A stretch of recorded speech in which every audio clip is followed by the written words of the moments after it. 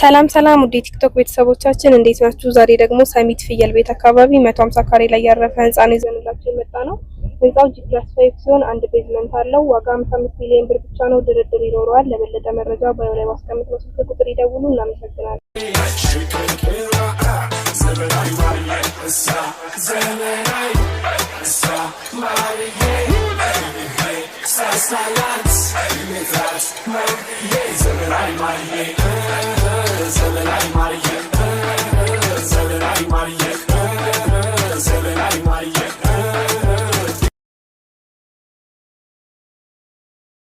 ሰላም ሰላም ውድ ቲክቶክ ቤተሰቦቻችን እንዴት ናችሁ? ዛሬ ደግሞ ሰሚት ፍየል ቤት አካባቢ 150 ካሬ ላይ ያረፈ ህንጻ ነው ይዘንላችሁ የመጣ ነው።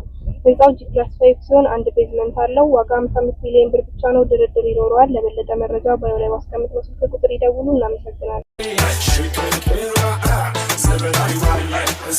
Seven,